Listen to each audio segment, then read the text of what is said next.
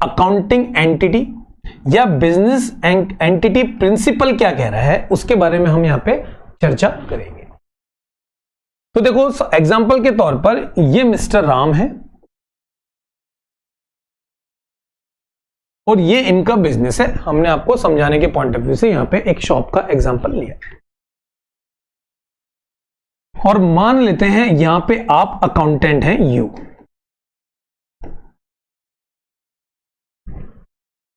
अब अगर आपको पूछा जाए कि आपको, मान लेते हैं कि आपके पास ये बुक्स है आपकी और आपको इसके अंदर ट्रांजैक्शंस रिकॉर्ड करने हैं, तो हम आपसे एक क्वेश्चन पूछ रहे हैं कि आप ट्रांजैक्शन इनका रखेंगे या इस शॉप का रखेंगे।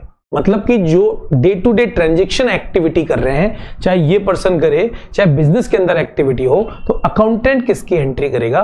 तो बेटा यहां पे जो अकाउंटेंट एंट्री करेगा वो किसकी करेगा? शॉप की।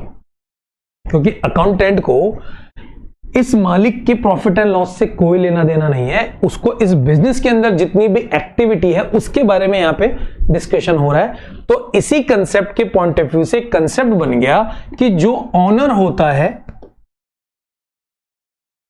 उसकी जो एंटिटी है वो टोटली सेपरेट होती है। Accounting is done from the business point of view. हमेशा हमने बोला कि बिजनेस पॉइंट ऑफ व्यू से ही आपको अकाउंटिंग करनी है। Owners and business are treated as a separate entities. ये बहुत इंपॉर्टेंट पॉइंट बच्चों याद रखना कि ये जो मिस्टर राम है इनकी अलग सेपरेट एंटिटी है, वहीं जो इनकी शॉप है उसकी सेपरेट एंटिटी है। मतलब क्या कि अगर राम ने कोई भी मनी इसमें लगाई है जिसे हम बोलते हैं कैपिटल, तो इसी तरीके से अगर राम ने यहां पे कुछ इसमें से विड्रॉ कर लिया पर्सनल यूज के लिए, जिसे हम बोलते हैं ड्राइंग्स, तो ये दोनों की दोनों टर्म हमारी अकाउंटिंग में मेंशन होती है। क्योंकि इसने अपना पैसा लगाया है और इससे यहां पे पैसा निकाल लिया गया है, जिसके कारण ड्राइंग्स हुई है और ड्राइंग्स के कारण एक कैपिटल रिड्यूस्ड होती है, जो हमने पहले डिस्कशन कर चुके हैं। तो आप यहां पे देख रहे हो कि अकाउंटेंट को इन दोनों टर्म को अपनी अकाउंटिंग में लाना पड़ेगा। जब कोई भी ओनर पैसा लगाता है तो वो कैपिटल इंट्रो करता है, अपना पैसा लगाता है बिजनेस के अंदर। तो ये जो हमारा कॉन्सेप्ट है, जो हमारा ये प्रिंसिपल है, वो कहता है कि ये कैपिटल का जनरेट होने का मतलब ये है कि accounting entity and business entity जो है वो दोनों डिफरेंट है। मतलब कि ओनर अलग है और मालिक अलग होता है। ये बिल्कुल आप अपने दिमाग में बैठा लीजिए। और जो आप अकाउंटिंग करेंगे वो किसके पॉइंट ऑफ व्यू से करेंगे? हमेशा बिजनेस के पॉइंट ऑफ व्यू से करेंगे। आपको ये देखना है, अगर बिजनेस से कुछ भी पैसा इन्होंने लिया है तो आपको एंट्री लिखनी पड़ेगी। अगर इन्होंने कोई पैसा दिया है तो आपको एंट्री लेना पड़ेगा कि पैसा लगा है एज ए कैपिटल। राइट है? मतलब कि ये कोर पॉइंट है जिनको आप याद रख सकते हो और आपको एक कंसेप्ट राइट डाउन करने में, चाहे जो नोट्स बनाएंगे उसमें आपको ये इजीएस्ट समझ में आ जाएगा। क्लियर है बच्चों? उम्मीद करते हैं ये प्रिंसिपल आपको बिल्कुल क्लियर हो गया होगा।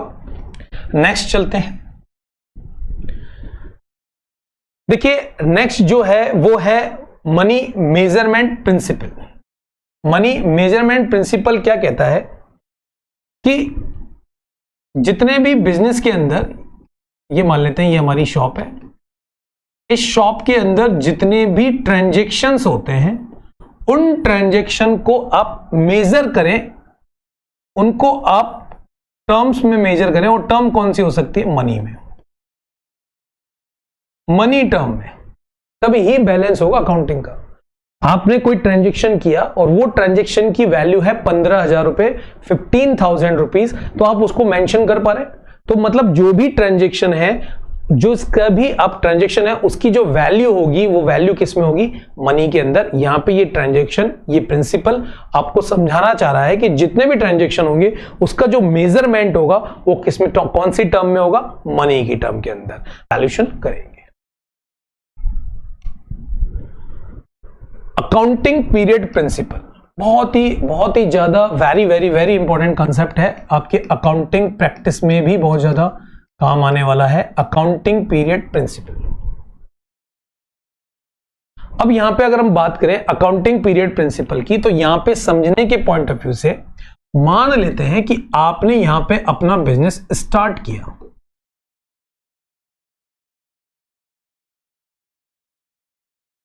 और ये जो डेट थी वो डेट थी 1 जनवरी 2022।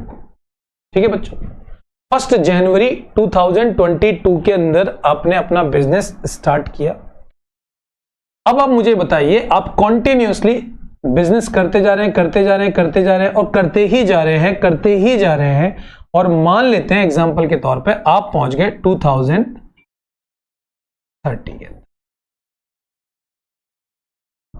अब ये टाइम ड्यूरेशन बहुत बड़ी हो गई और आप एक कंटिन्यूसली एक्टिविटी करते जा रहे हैं, आप उसके अंदर ये नहीं पता लगा पा रहे कि आपको प्रॉफिट हुआ या लॉस हुआ, आपको ये नहीं पता लग पा रहा कि किसी पर्टिकुलर टाइम ड्यूरेशन में हमने कितना परचेज किया, कितना सेल किया, क्योंकि बिजनेस हमने आपको पहले बताया कि कंटिन्यूसली चलता रहता है। तो यहां पे भी जो बिजनेस की एक्टिविटी है वो कंटिन्यूसली चलेगी, तो लेकिन आपको रिजल्ट तो चाहिए, आपकी परफॉर्मेंस का रिजल्ट तो चाहिए। जैसे आप स्कूल में पढ़ते हैं, आप 1 अप्रैल को आप स्टार्ट करते हैं तो आपका एंड ऑफ रिजल्ट 31 मार्च को आता है, आपको पता लगता है कि पूरा का पूरा 12 महीने हमको पढ़ना है, उसके बाद हमारा रिजल्ट आएगा। सेम टू सेम बच्चों, जब हम अकाउंटिंग मेंटेन करते हैं तो हमारा एक प्रिंसिपल कहता है कि अकाउंटिंग पीरियड होता है, और नॉर्मली जो पीरियड टर्म है वो कितना होता है, 12 मंथ। 12 मंथ का आपका अकाउंटिंग पीरियड होगा। मतलब अगर 1 जनवरी 2022 से स्टार्ट हुआ है तो जो अकाउंटिंग टर्म है वो टोटल 12 महीने का माना जाएगा। तो 1 जनवरी को अगर स्टार्ट हुआ है तो हमें मानेंगे 12 मंथ हमारा कब कंप्लीट होने वाला है, 31 दिसंबर को 2022। ये बच्चों बहुत ही इंपॉर्टेंट कंसेप्ट है, ये बहुत ही मतलब आपके कैलकुलेशन में बहुत ही ज्यादा यूज होने वाला कॉन्सेप्ट है। और वहीं अगर मैं आपको एक और एग्जांपल दूं कि आपने अपना बिजनेस स्टार्ट किया है 1 अप्रैल 2022, तो जरा कैलकुलेट करो 12 मंथ आपका अगर हम कैलकुलेट करते हैं तो ये कब एंडिंग होने वाला है। तो देखो यहां पे आपका अप्रैल है 2022 है और यहां से 4 मतलब अप्रैल है, तो ये खत्म पता है कब होने वाला है, ये खत्म होने वाला है 31 मार्च 2023। यहां पे एक पॉइंट याद रखना है आपको, बिल्कुल यहां पे ही आपको सेट कर लेना है 2022 के कितने मंथ आपको यूटिलाइजेशन करने हैं। यहां पे आपको 9 महीने मिल रहे हैं 2022 के, और 2023 के आपके 3 महीने मिल रहे हैं, कि दोनों टोटल अगर हम मंथ करें तो टोटल आपका टाइम पीरियड कितना हो रहा है, 12 मंथ का, राइट है। अब यहां पे अगर हम बात करें इस अकाउंटिंग पीरियड की, तो हमारी अकाउंटिंग पीरियड में, मैं इसको क्लियर कर देता हूं,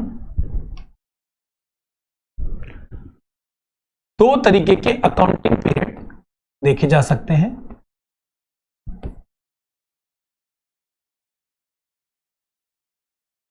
एक होता है 1 जनवरी जो खत्म हो जाएगा 31 दिसंबर, एक होता है आपका 1 अप्रैल जो खत्म हो जाएगा 31 मार्च को।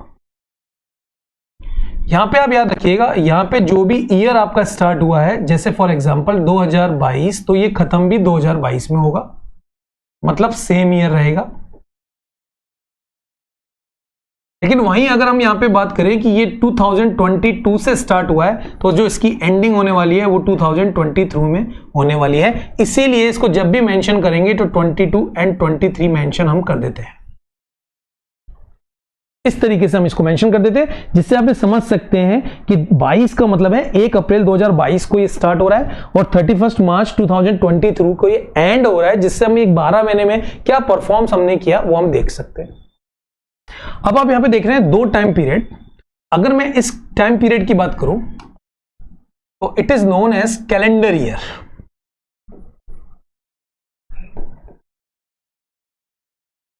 कैलेंडर ईयर अकाउंटिंग, अगर आप इस सिस्टम को फॉलो कर रहे हैं, इस टाइम पीरियड को फॉलो कर रहे हैं, तो आप कैलेंडर ईयर को फॉलो कर रहे हैं। नॉर्मली अकाउंटिंग प्रैक्टिसेस में इस टाइम पीरियड को फॉलो किया जाता है, जिसे बोलते हैं अकाउंटिंग पीरियड। अकाउंटिंग पीरियड भी बोल देते हैं, फाइनेंशियल पीरियड भी बोल देते हैं, फाइनेंशियल अकाउंटिंग पीरियड।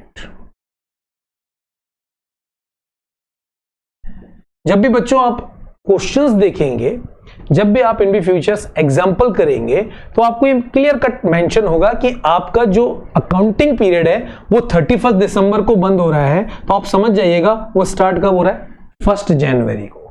अगर वो बोल दे कि जो आपका एंडिंग हो रहा है वो 31 दिसंबर को हो रहा है, इसी तरीके से अगर क्वेश्चन में बोल दे 31 मार्च को आपका फाइनेंशियल ईयर एंड हो रहा है, तो आप समझ जाइएगा 1 अप्रैल से स्टार्ट हो रहा है। जो कोर पॉइंट समझने का वो ये है कि यहां पे आपके 2 सालों के साथ प्ले हो रहा है, यहां पे सेम टू सेम एक ही साल के अंदर प्ले हो रहा है 12 मंथ का पीरियड। तो यहां पे हमारी अकाउंटिंग पीरियड प्रिंसिपल कहता है कि आपकी जो भी अकाउंटिंग पीरियड टाइम्स है उसको हमने एक फिक्स कर दिया 12 मंथ का, जिसका टाइम ड्यूरेशन इस तरीके से आप सेट कर सकते हैं। नॉर्मली अकाउंटिंग प्रैक्टिसेस में ये वाला टाइम ड्यूरेशन आपको देखने को मिलेगा, लेकिन आपको इसका भी पता होना चाहिए और आपको इसका भी, जब भी कैलेंडर ईयर की बात करें तो जैन टू दिसंबर, जब भी फाइनेंशियल ईयर की बात करें तो आप ये बोल सकते हो अप्रैल टू मार्च। ये कॉन्सेप्ट्स बहुत ही ज्यादा महत्वपूर्ण है, इंपॉर्टेंट है। कॉन्सेप्ट्स को अपने दिलो और दिमाग में बिल्कुल सेट कर लीजिए, ये बहुत ही ज्यादा उपयोग में आने वाला कॉन्सेप्ट है।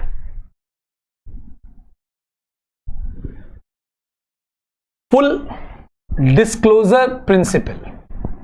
फुल डिस्क्लोजर प्रिंसिपल क्या कह रहा है उसको थोड़ा सा हम समझते हैं। जैसे नाम से पता लग रहा है, फुल डिस्क्लोजर प्रिंसिपल, अकाउंटेंट जब प्रैक्टिसेस करता है तो वो उसको कोई भी इंफॉर्मेशन जो कि बहुत ही ज्यादा इंपॉर्टेंट है उसको तो मिसिंग करना ही नहीं है, और जो भी इंफॉर्मेशन डिक्लेयर करनी है वो फुल डिस्क्लोज होनी चाहिए। मतलब कि किसी भी तरीके से फुल डिस्क्लोजर होनी चाहिए, कहीं भी आप किसी भी इंफॉर्मेशन को छुपाओगे नहीं। ये हमारी अकाउंटिंग प्रिंसिपल्स कह रहा है। Accounting report should be complete and understandable. बिल्कुल आपको जितनी भी इंफॉर्मेशन रखनी है वो बिल्कुल अंडरस्टैंडेबल पॉइंट होनी चाहिए, घिचपिच नहीं होना चाहिए, जिससे एक परफेक्ट रिजल्ट्स आ सके, जो इसके यूजर्स हैं उस रिजल्ट्स को देख सके, अंडरस्टैंड कर सके। प्रॉपर रिपोर्ट होनी चाहिए और all information significant information related, और जितनी भी इंफॉर्मेशन है वो आपके बिजनेस से रिलेवेंट है, जिससे फाइनल रिजल्ट्स पे हम पहुंच पा रहे हैं। तो कभी कभार अगर मान लो कोई भी हेड है या कोई भी अकाउंट है, उस अकाउंट से रिलेटेड जो भी इंफॉर्मेशन है उन इंफॉर्मेशन को नोट के बेसिस पे नीचे मेंशन किया जाता है आपके अकाउंटिंग स्टेटमेंट्स के नीचे नोट्स में। फुल डिस्क्लोजर बोलता है जो भी इंपॉर्टेंट इंफॉर्मेशन से आप यहां पे इसमें मेंशन करेंगे। इसका एक अच्छा एग्जांपल अगर हम देखने की बात करें कि मान लेते हैं आपका जो बिजनेस है उस पर किसी भी तरह का एक केस चल रहा है। अब इस केस के अंदर हो सकता है कि आप पे पेनल्टी लगने वाली हो, और हो सकता है आप जीत जाएं तो आपको पेनल्टी ना लगे। लेकिन ये चीज, ये इंफॉर्मेशन अगर आप यूजर से छुपा रहे हो कि हमारा एक केसेस चल रहा है जिसके ऊपर हमको लॉस हो सकता है, हमको बहुत बड़ा लॉस हो सकता है, और आप इसमें इंफॉर्मेशन में नहीं दिखा रहे हो, तो कहीं ना कहीं उसको नोट के फॉर्म में आपको नीचे दिखाना पड़ेगा। लाइबिलिटीज होती है, जैसे आपने सुना होगा ये वर्ड, कॉन्टिजेंसीज लाइबिलिटीज है अगर आपके पास, जिसको हो भी सकती है और नहीं भी हो सकती, उसको भी आपको यहाँ पे फुल डिस्क्लोजर प्रिंसिपल के अकॉर्डिंग यहाँ पे एक नोट के फॉर्म में आपको बताना पड़ेगा। ये जो हमारी लाइबिलिटीज है, जो हमारी जिम्मेदारियां हैं, वो आगे इन भी फ्यूचर खड़ी हो सकती है, क्योंकि ये भी टोटली डिपेंडेंट है। अगर हमने कोई केस हमारे ऊपर लगा हुआ है जिसपे एक लाइबिलिटीज अराइज हो रही है, तो वो आज नहीं है, हो सकता है बाद में हो जाए। तो ये जो लाइबिलिटीज है, कॉन्टिजेंट लाइबिलिटीज जो है, वो आपको मेंशन करनी पड़ेगी आपके स्टेटमेंट्स में, नोट्स के फॉर्म के अंदर। ये प्रिंसिपल कहता है। दूसरा प्रिंसिपल है वो है आपका मटेरियलिटी प्रिंसिपल। मटेरियलिटी प्रिंसिपल क्या कहता है? मटेरियलिटी प्रिंसिपल कहता है कि जो आपकी अकाउंटिंग मेंटेन हो रही है, उस अकाउंटिंग में जो भी इंपॉर्टेंट, जो भी महत्वपूर्ण ट्रांजैक्शंस है वो आपको यहां पे लिखना है। जो भी ज्यादा मटेरियल है, जिसका बहुत ज्यादा वैल्यूएशन है, वो आप यहां पे मेंशन करेंगे। इसके बाद जो कॉन्सेप्ट आता है उसको बोलते हैं cost concepts and historical cost principles. ये कॉस्ट यहां भी है, लेकिन यहां पे कॉस्ट कॉन्सेप्ट है और यहां पे हिस्टोरिकल कॉन्सेप्ट है। अब इसका क्या मतलब है? इसको आप ऐसे समझ सकते हैं कि ये हमारा टाइम पीरियड है 1 अप्रैल 2020 को आपने एक कार खरीदी। बिजनेस ने बिजनेस के लिए एक कार खरीदी जिसकी आपको कॉस्टिंग पड़ी 5 लाख रुपए। 2023 के अंदर इसकी मार्केट प्राइस जो है वो हो गई 450। 2024 के अंदर इसकी मार्केट प्राइस हो गई 4 लाख। 2025 के अंदर इसकी मार्केट प्राइस हो गई 3,50,000। कुछ इस तरीके की मार्केट प्राइस चलती जा रही है मार्केट में इस पर्टिकुलर कार की। अब ये कंसेप्ट क्या कहता है कि जो भी फिक्स असेट्स, ये फिक्स असेट्स ही है, आपकी कार आपके बिजनेस में यूज हो रही है, recorded in the books at cost ignore market price, कि जो जितने रुपए की आप ये कार लेके आए, उस कार जितने वैल्यू की आपके पास आई है उसकी आप यहां पे बुक्स के अंदर एंट्री करेंगे 5 लाख। आपको मार्केट प्राइस से कोई लेना देना नहीं है कि आज इसकी मार्केट प्राइस कितनी चल रही है। जितने की आप असेट्स लेके आए उसी की ट्रांजैक्शंस यहां पे आप मेंटेन करोगे। ये बोलता है cost concept. Historical cost concept बोल रहा है कि जितने की आप कार लेके आए हो, जिस समय लेके आए हो, जितनी वैल्यू की लेके आए वो ही ट्रांजैक्शन आपको उसी समय पास कर देना है। आपकी मार्केट प्राइस को आपको यहां पे कंसर्न नहीं करना होता है। ये बात प्रिंसिपल है, वो है रियलाइजेशन कंसेप्ट। अब रियलाइजेशन कंसेप्ट क्या कहता है कि मार्केट प्राइस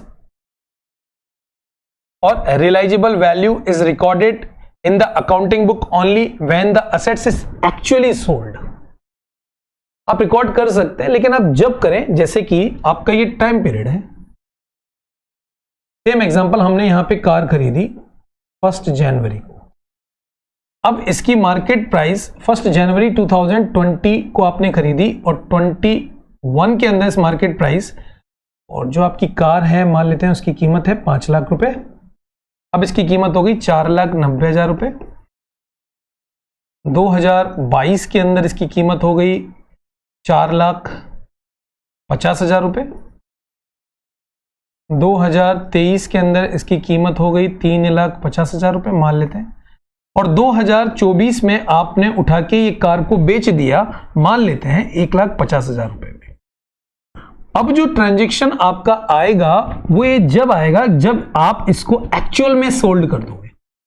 जब आपने इसको बेच दिया 2024 में, तो ये ट्रांजैक्शन जो आप बुक्स में मेंटेन करोगे वो 2024 के अंदर मेंटेन करोगे, क्योंकि एक्चुअल में असेट्स जब भी बिकी है उसी समय आपको अकाउंटिंग बुक्स में इसको रिकॉर्ड करना है। ये आपका रियलाइजेशन कॉन्सेप्ट कहता है कि कोई भी असेट्स की मार्केट प्राइस क्या है उससे कोई लेना देना नहीं है, लेकिन अगर वो बिकती है, जिस साल भी वो बिकती है उसी साल इसका ट्रांजैक्शन आपको बुक में मेंशन करने का, ये हमारा रियलाइजेशन कॉन्सेप्ट कहता है। ठीक है बच्चों, नेक्स्ट हम चलते हैं कन्वर्टिज्म प्रिंसिपल्स। कन्वर्टिज्म प्रिंसिपल्स क्या कहता है, और ये एग्जाम्स के पॉइंट ऑफ व्यू से या फंडामेंटल के पॉइंट ऑफ व्यू से वेरी वेरी वेरी इंपॉर्टेंट है। अब इसका एग्जाम्पल ऐसा समझें आप कि आप जितने भी आपके बिजनेस के लॉसेस हैं, जैसे मान लेते हैं 1 जनवरी को आपने बिजनेस स्टार्ट किया, आपने अनुमान लगाया कि मुझे ये लॉस हो सकता है, ये लॉस हो सकता है, हुआ नहीं है। उस लॉस के लिए पहले से ही आप अपनी तैयारी कर लें कि अगर ऐसा होगा तो मैं इसको ऐसे मैनेज कर लूंगा। तो फिर आपके दिमाग में एक और क्वेश्चन आता है कि सर आप 1 जनवरी पे बैठ के लॉसेस की बात कर रहे हो, तो आप ऐसा भी तो हो सकते हो कि यहां बैठकर आप अपने प्रॉफिट्स की बात कर लें कि मुझे इन बी फ्यूचर ये प्रॉफिट होगा, मुझे इन बी फ्यूचर ये प्रॉफिट होगा। तो यहां पे अकाउंटिंग बोलता है कि आप जो भी आपके लॉसेस हो सकते हैं उसके बारे में पहले से ही सोच लें, लेकिन but do not account anticipated profits. लेकिन प्रॉफिट्स के बारे में अपने सपने ना सजोएं। लॉसेस का मैनेजमेंट कर ले, लेकिन प्रॉफिट के बारे में आप अपना सपने ना सजोएं।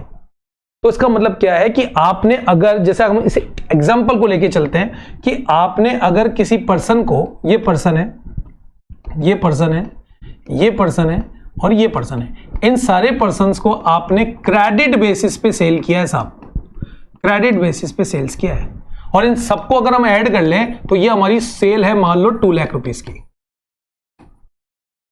उदाहरण में दे दिया आपने 2 लाख रुपए का माल, ले जाओ भाई, 1 महीना हो गया, 2 महीना हो गया, 3 महीना, आपको पता है, आप दूसरे को बोल रहे हो हाँ मुझे पता है मेरे 2 लाख रुपए आएंगे 4 महीने बाद, लेकिन ये कोई गारंटी नहीं है, हो सकता है ये आदमी अपना पैसा ही नहीं दे, और इसका पैसा 70,000 रुपीज था। तो ये आज जब आपने इनको उधार दिया, उसी समय आप सोच लो कि अगर कोई पैसा फंस जाता है, कोई आदमी बैड डेप्ट हो जाता है जो आपको पैसा नहीं देगा, तो उसको मैं किस तरीके से मैनेजमेंट करूंगा, किस तरीके से उसका प्रोविजन बनाऊंगा। तो यहां पे आपने क्या किया कि अपकमिंग जो लॉसेज है उसके बारे में पहले से सोच लिया, वो होगा या नहीं होगा वो बात की चीज है, लेकिन उसके बारे में आज सोच के आपने उसको क्या कर दिया, पूरा का पूरा एक प्रोविजंस बना दिया। तो यहां पे ये बोलता है कन्वर्टिजन प्रिंसिपल्स कि भैया आप जो भी आपके अपकमिंग लॉसेज बन सकते हैं, आपको लग रहा है बन सकते हैं कि आपका माल जल सकता है, आपको लग रहा है कि आपका माल है जल जाए, तो उसके लिए पहले से प्रोविजन कर लो। आपको लग सकता है चोरी हो सकता है, तो पहले से प्रोविजन कर लो कि आपको उस समय ज्यादा दिक्कत ना हो। तो यही बोलता है कि ये प्रिंसिपल कहता है कि आप लॉसेस के लिए पहले से ही काम कर लो। जैसे इस एग्जांपल को देखें कि जो आपका क्लोजिंग स्टॉक रह जाता है, अब क्लोजिंग स्टॉक का मतलब क्या होता है, जो बचा हुआ आपका माल रह गया उसको आपको अकाउंटिंग में लाना है। अब उसकी जो वैल्यू है वो कैसे करें, क्योंकि मान लो आज ये मेरे पास माल बचा रह गया, इसकी मार्केट प्राइस चल रही है 3,000 रुपए की, मान लो कोई भी एक एग्जांपल ले लेते हैं, इसको लिए हम इसको रफ कर देते हैं।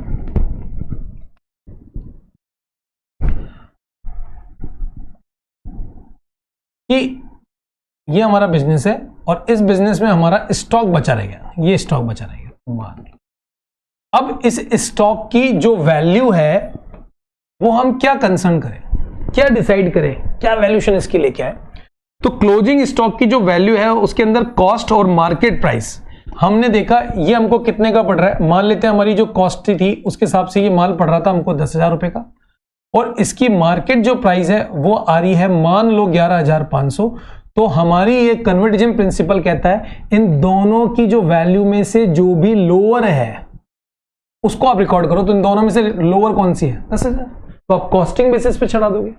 दूसरा सिनेरियो ये बन जाए कि इसी एग्जांपल में इसकी एमपी जो मार्केट प्राइस है वो 9,500 है और कॉस्टिंग प्राइस 10,000 रुपए है, तो पता है आप एंट्री किससे करोगे, 9,500 से, क्योंकि हमारा एक कंसेप्ट कह रहा है कि आप लोअर बेसिस पे आप मान के चलो जो भी दोनों में से लोअर हो, कॉस्ट प्राइस और मार्केट प्राइस। तो ये दो एग्जांपल बहुत ही अच्छे हैं इस प्रिंसिपल को समझाने के पॉइंट ऑफ व्यू से कि अपकमिंग लॉसेस का आज ही प्रोविजंस बना के मेंटेन करें, और जब आपका क्लोजिंग स्टॉक है उसकी वैल्यूएशन कौन से पे करें, तो मार्केट प्राइस और कॉस्ट वैल्यू में से जो भी कम आ रहा है उस पर आप वैल्यूएशन कर सकते हैं।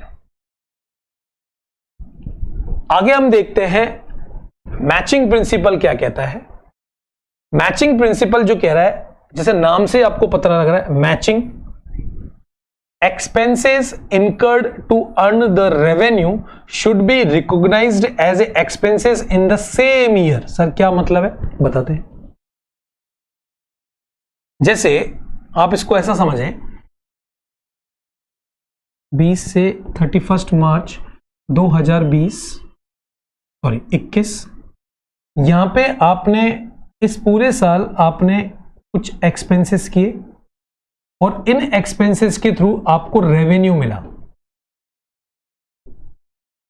तो क्योंकि आपने रेवेन्यू अर्न करने के लिए बहुत सारे एक्सपेंसेस किए, तो ये एक्सपेंसेस भी आपको रिकॉर्ड उसी टाइम पीरियड में करना है। ऐसा नहीं हो सकता कि आप इस एक्सपेंसेस को या रेवेन्यू को आगे ले जाएं। एक्सपेंसेस कह रहा भी है, expenses incurred to earn the revenue should be recognised as the expenses in the same year. आप इसको आगे नहीं फॉरवर्ड कर सकते, जिस साल आपने खर्चा किया है उसी साल उसको आपको रिकॉर्डेड कर देना है, जिससे ये रेवेन्यू मिल रहा है।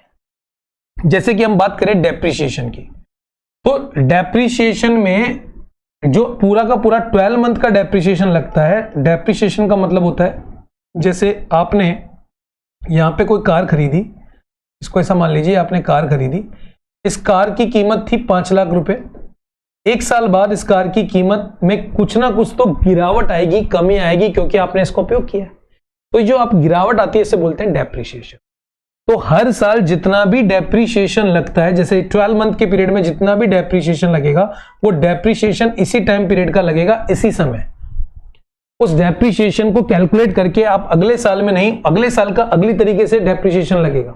अगर यहां पे आपकी कार 3 महीने यूज हुई तो 3 महीने का डेप्रिसिएशन इसी साल आपको अकाउंटिंग पीरियड में दिखाना पड़ेगा। जैसे सेम टू सेम एक टर्म है प्रीपेड। आपने मान लेते हैं कि यहां पे 12 मंथ के पीरियड में आपने कोई रेंट पेड करते हो 1000 रुपए पर मंथ। आपने यहां पे 1 जनवरी को खड़े होके आपके जो मालिक है उस मालिक को आपने बोला लो 15,000 रुपए, 15,000 रुपीज आपने पे कर दिया। लेकिन आपका तो इस 12 मंथ में बंद तो 12,000 ही रहा है, तो आपने कितना पे किया 15,000। तो आपने जो 3,000 पे किया है it is known as the prepaid. तो ये जो प्रीपेड अमाउंट है 3,000 ये अगले साल का है, अगले साल के जो भी महीने 3 महीने का वो इस साल आप रिकॉर्ड नहीं कर सकते। ठीक है, मिला है आपको, लेकिन आपको दिखाना तो यहाँ पे केवल 12 मंथ का जो आपका 12,000 रुपए बनता है, वो जो 3,000 रुपए है वो आपको अगले साल दिखाना पड़ेगा।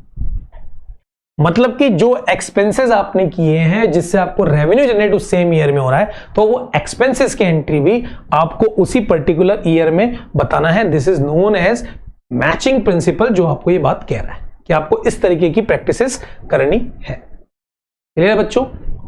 आगे चलते हैं। ड्यूल एस्पेक्ट्स प्रिंसिपल जो आपकी अकाउंटिंग में सबसे ज्यादा उपयोग आने वाला है, इसको बिल्कुल मजबूती से आपको पकड़ना है। जैसा हम पहले भी बता चुके हैं कि ये कंसेप्ट क्या कहता है कि जैसे अगर मान लो मैंने आपको ये पेन दिया, तो आपने पेन लिया है तो इसकी एवज में आपने मुझे कैश दे दिया। तो अगर मेरे पॉइंट ऑफ व्यू से, मैं बिजनेस हूं, तो मेरे पॉइंट ऑफ व्यू से आप देखो कि एक चीज मेरे पास से गई है और एक चीज मेरे पास आ रही है, तो इसका मतलब क्या हो रहा है, मेरे पास 2 साइड इफेक्ट कर रहे हैं। तो यही एक कंसेप्ट कह रहा है, यही एक प्रिंसिपल कह रहा है कि जितने भी ट्रांजैक्शंस होते हैं has it 2 aspects is known as debit and credit. ये लाइफ टाइम बच्चों आपको यूज, क्योंकि आप कॉमर्स के स्टूडेंट्स हो, तो डेबिट एंड क्रेडिट आपको ये टर्म समझ में आएगी। और इसी कंसेप्ट के कारण एक मास्टर फॉर्मूला क्रिएट हो गया कि assets equal to capital plus liabilities. आपके पास जितनी असेट्स है उतनी ही आपके पास एक कैपिटल लायबिलिटीज होनी चाहिए इक्विवेलेंट। मतलब अगर आपके पास असेट 200 रुपए है और अगर आपकी कैपिटल आपके पास पड़ी है 150, तो आप यहां पे जो लायबिलिटीज उठा रहे हो ना वो 50 की उठाओ, 60 की मत उठाओ। अगर आपने 60 की उठा दी तो ये पूरा का पूरा इक्वेशन गड़बड़ा जाना है, पूरा का पूरा इक्वेशन गड़बड़ाना है और आप घाटे में आने वाले हो, ये इक्वेशन कहती है। इसी इक्वेशन, क्योंकि ये इक्वेशन जनरेट हुई किसके कारण, ड्यूल एस्पेक्ट्स के कारण। 2 साइड्स आपको दिख रही है, असेट्स हमेशा इक्विवेलेंट होगी कैपिटल एंड लायबिलिटीज के। अगर थोड़ा सा भी चेंज हुआ तो आपकी स्थिति गड़बड़ा जाएगी बिजनेस की। ठीक है बच्चों, यहां पे ड्यूल एस्पेक्ट प्रिंसिपल भी हमने कवर कर लिया। रेवेन्यू रिकॉग्नाइजेशंस या revenue is recognised when the right to received in established. ये रेवेन्यू का कब रिकॉग्नाइजेशन करें उसके बारे में ये बात बोल रहा है। रेवेन्यू कब जनरेट करें हम, उसके बारे में हम यहां पे चर्चा करेंगे। जरा देखिए, मान लेते हैं ये वही हमारा अकाउंटिंग पीरियड है और ये 1 जनवरी से हम स्टार्ट कर लेते हैं इसको और 31 दिसंबर को हम यहां पे क्लोज कर देते हैं। मान लेते हैं किसी भी पर्टिकुलर डेट पे आप ले लेते हैं 1 अप्रैल को आपने कोई गुड सोल्ड कर दिया और क्रेडिट बेसिस पे किया और इसका पेमेंट भी आपको मिल गया, लेकिन वो मिला 1 सितंबर को। अब क्वेश्चन ये आ रहा है, ये अराइज क्वेश्चन हो रहा है कि जो आपको ये बेनिफिट हुआ, मान लो ये ट्रांजैक्शन 10,000 रुपए का था, तो ये जो एंट्री है या ये जो ट्रांजैक्शन की वैल्यू है, जो ये रेवेन्यू आपको मिला है, वो आप कब एंटर करेंगे, 1 अप्रैल को एंटर करेंगे या 1 सितंबर को, आप 1 सितंबर को आप इसको एंटर करेंगे। तो हमारा ये जो प्रिंसिपल है वो कहता है कि जब भी आपने इसको अराइज कर लिया, रिसीवेबल्स करने के कंसेप्ट में आ गए कि हाँ हमें ये मिलेगा, उसी डेट पे आप इसको बुक में एंट्री कर जाएंगे। मतलब इस तरफ नहीं, इसी दिन को 1 अप्रैल को जब आपने उसको बेचा तो उसी कारण आप यहां पे इसको एंट्री कर देंगे, क्योंकि आपको इन फ्यूचर इसका पैसा मिलने वाला है। ये हमारा कंसेप्ट बोलता है कि revenue is recognised when the right to received in established. आपने अधिकार ले लिया कि हाँ मुझे मिलेगा, तो जिस दिन आपने अधिकार ले लिया, अपना राइट ले लिया, अधिकार ले लिया, राइट ले लिया, तो उसी समय आपको ये एंट्री पास कर देनी है। ये हमारा ये कॉन्सेप्ट कहता है, ये प्रिंसिपल आपको ये बात कहता है। ठीक है बच्चों।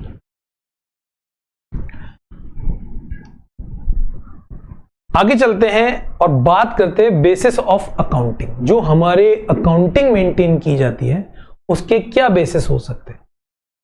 तो उसके नॉर्मली दो बेसिस हो सकते हैं। एक होता है आपका कैश बेसिस और एक होता है आपका एक्रूअल बेसिस। कैश बेसिस क्या कहता है कि जितने भी ट्रांजैक्शन है, अगर आप अपना बेसिस अकाउंटिंग कैश रख रहे हैं तो आप एंट्री जब ही करेंगे जब आपको या तो कैश देना पड़ रहा है या आपको कैश मिला है। मतलब आपने टोटली कंसर्न कर लिया कि हम कैश बेसिस में करेंगे। जब भी कोई हम पेमेंट करेंगे एक्चुअली, और जो भी हमको पेमेंट मिलेगा हम उसी समय उसको रिकॉर्डेड करेंगे। तो ये अप्रोच जब आप फॉलो कर रहे हो तो आप कैश बेसिस को फॉलो कर रहे हो। वहीं दूसरी साइड, अगर आपके transaction are recorded when they are incurred whether cash is received and paid और नॉट। जैसे आपके ट्रांजैक्शंस हो गए, उन ट्रांजैक्शन पे आप ये डिपेंडेंसी नहीं कर रहे कि हमें अब हाँ ठीक है हमें आगे मिलेगा, वो पेमेंट मिलता रहेगा, लेकिन हमको आज ही इसको रिकॉर्ड कर लेना है। तो अगर उस अप्रोच पे आप चल रहे हो तो आप कौन से बेसिस पे चल रहे हो? एक्रूअल बेसिस पे, जिसके अंदर जितने भी आपके ट्रांजैक्शन रिकॉर्डेड करेंगे वो when they are incurred whether cash is received, हो गए उसी समय कर दिया, वो कैश मिले या ना मिले। यहां पे तो कैश दिया है, मिला है, तभी आप एंट्री कर रहे हो, और यहां पे आपने जनरेट कर लिया। अब इन भी फ्यूचर आपको बेनिफिट मिलेगा या आप पे करेंगे, तो उसी समय आप ये ट्रांजेक्शन लिख लेंगे, तो उस बेसिस को हम बोलते हैं एक्रूअल बेसिस। तो बेसिस ऑफ अकाउंटिंग के अंदर ये दो तरीके के बेसिस होते हैं, और इन्हीं बेसिस के ऊपर आपको बहुत ही महत्वपूर्ण, वेरी वेरी इंपॉर्टेंट टर्म्स समझ में आएगी, जिस टर्म का नाम, जो ये चारों टर्म्स है ये बहुत ज्यादा इंपॉर्टेंट है। Outstanding, prepaid, accrued and income received in advance. हमारे यहाँ पे दो बेसिस आपको दिख रहे हैं, एक है कैश बेसिस, एक है एक्रूअल बेसिस। इसको हम यूज करेंगे, कैसे करेंगे आगे देखते हैं। सबसे पहले हम समझेंगे आउटस्टैंडिंग एक्सपेंसेस के कंसेप्ट को। इसके लिए हम एक टाइमलाइन बनाते हैं। मान लेते हैं हमने यहाँ पे एक शॉप ले ली है और उस शॉप का जो रेंट है वो रेंट है 1000 रुपीज पर मंथ। 1 जनवरी को हम रेंट देना चालू कर रहे हैं और ये हमारा फाइनेंशियल ईयर खत्म हो रहा है 31 दिसंबर को। हमने जनवरी फेब में रेंट दे दिया, मार्च में दे दिया, अप्रैल में भी दे दिया, मई में दे दिया, जून, जुलाई, अगस्त, सितंबर, अक्टूबर में दे दिया, लेकिन हमने नवंबर और दिसंबर में आपका रेंट अमाउंट नहीं पे किया। इसका मतलब नवंबर और दिसंबर में हमारा एक ऐसा एक्सपेंसेस है जो इनकर्ड हो गया, जो हमने उस पे एक्शन ले लिया लेकिन वो अभी पेड नहीं किया है। उस कंडीशन को हम बोलते हैं आउटस्टैंडिंग। तो अगर आप देखेंगे तो टोटल आउटस्टैंडिंग कितनी हो गई? 1000 रुपए 2 महीने के हिसाब से 2000 रुपए जो है वो आपकी क्या हो गई? आउटस्टैंडिंग हो गई। Expenses incurred but not paid. अब आपको इसकी एंट्री करनी है।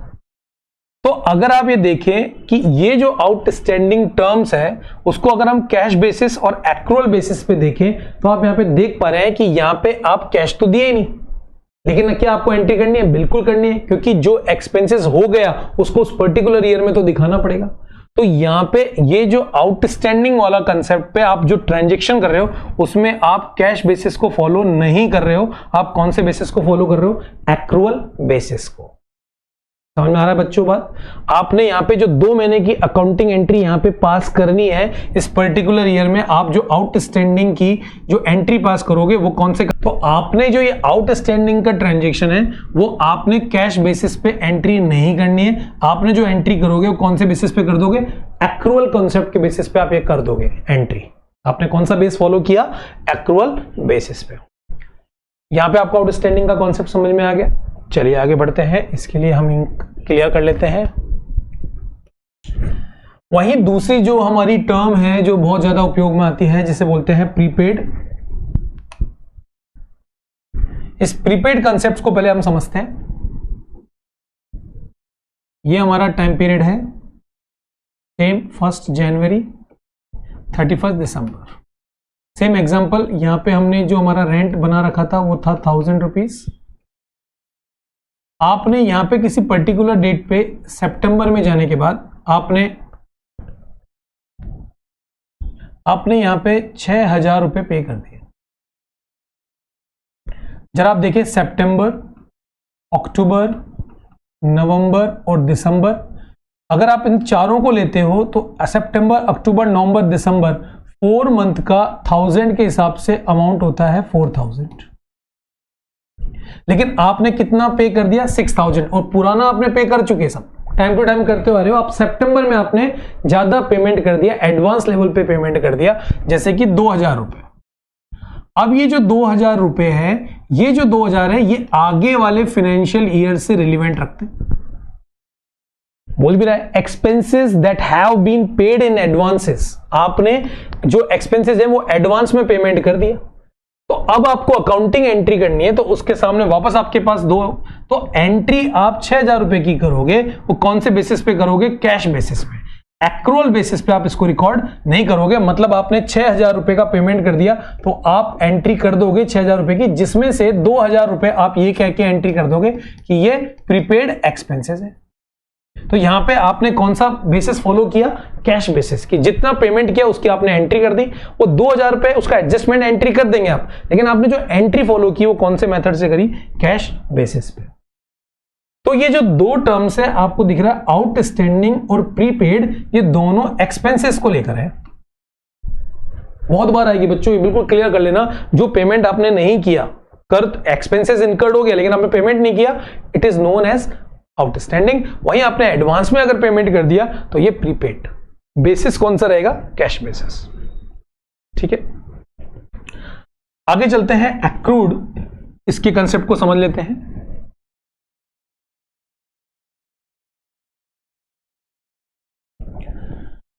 ये क्या कह रहा है, जरा इसको देख लेते हैं। 1 जनवरी को आपने मान लेते हैं 1 लाख रुपीस आपने डिपॉजिट कराया बैंक में, और जिसका रेट ऑफ इंटरेस्ट आपको मिलने वाला है 10%। आपने जमा कराया, इसका इनकम आपको मिलने वाली है 10%। 31 दिसंबर को जाके आपने चेक किया तो बैंक ने एक्चुअल में आपको केवल और केवल 8000 रुपए ही इंटरेस्ट दिया, जबकि अगर हम देखें तो 1 लाख रुपीस का 10% के हिसाब से आपके पास 10,000 रुपए का इंटरेस्ट आ जाना चाहिए। 10,000 रुपीज यहां तक आपकी पूरा आ जाना चाहिए, लेकिन आया कितना, 8,000 रुपए। आपने अर्न कितना कर लिया, 10,000, आया कितना, 8,000। अब यहां पे आपको एंट्री पास करनी है, तो 8,000 से करनी है, 10,000 से करनी है, तो आपको एंट्री पास करनी है 10,000 से, क्या कह के, accrual basis, accrued income earn during the year but not received. आपने अर्न तो कर ली, बैंक आज नहीं तो कल देगा, लेकिन आपको ये एंट्री पास करनी पड़ेगी। और अगर आपने ये एंट्री पास करनी है तो कौन से बेसिस को फॉलो करना है, एक्रूअल बेसिस पे, कैश बेसिस पे नहीं। कैश बेसिस पे तो आपको मिला ही नहीं, 8,000 ही मिला है, लेकिन आप एंट्री कितना बताओगे, 10,000 की। आपकी जो इनकम हो गई वो कितनी हो गई, 10,000। वो बात अलग है, 2,000 आपको अगली बार मिल जाए, बैंक दे देगा आपको। लेकिन अगर आप इस पूरे के पूरे 12 मंथ की बात करेंगे तो आपने अर्निंग कितनी करी है, 10,000 रुपए की। इस बेसिस पे आप एंट्री करोगे तो आप फॉलो कर रहे हो कौन सा बेस, एक्रूअल बेस। क्लियर है बच्चों?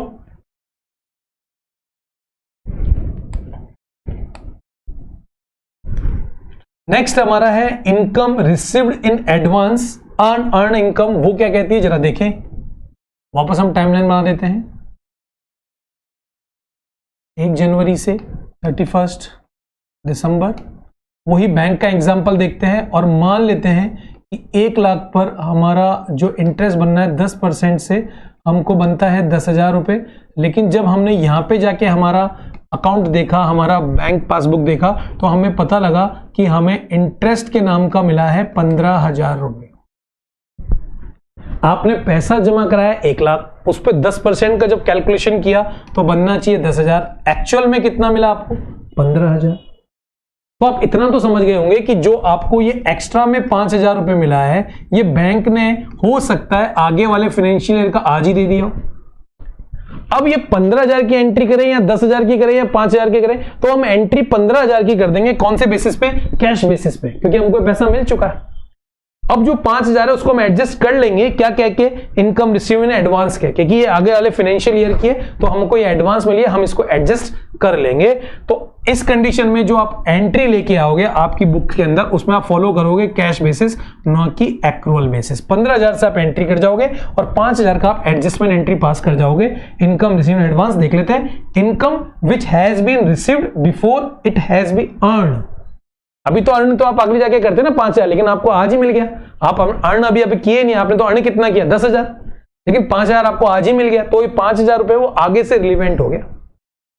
और आपको एंट्री भी पास करनी है, तो आप एंट्री पास कर जाओगे कौन से बेसिस पे?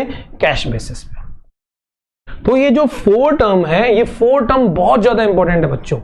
नहीं समझ में आया दोबारा देखो, कोई भी डाउट है आप कमेंट सेक्शन में जा सकते हो। और हाँ, डी कॉमर्स क्लासेस का जो टेलीग्राम ग्रुप है उसको जरूर ज्वाइन कर लेना, वहां पे हम नोट्स देते हैं, टाइम टू टाइम आपको क्लासेस का अपडेट करेंगे। इस तरीके से आप पूरा का पूरा कंसेप्ट अच्छी तरीके से समझ सकते हैं हमारे साथ। तो यहां पे मैं उम्मीद करता हूं कि आपको ये चारों टर्म्स यहां पे क्लियर हो गई होगी। तो इस सेशंस में हमने जो बात करी है वो बात पूरे के पूरे प्रिंसिपल्स की कर ली। तो बच्चे मैं उम्मीद करता हूं आपको ये चारों टर्म्स क्लियर हो गई होगी। तो यहां पे हमने प्रिंसिपल्स की बात करी, एग्जेम्पशंस की बात करी, और उसके बाद हमने बेसिस की बात करी कि हमने कौन कौन सी अकाउंटिंग करी है। ये लेक्चर बहुत ही ज्यादा इंपॉर्टेंट है। अगर आपको मेरे साथ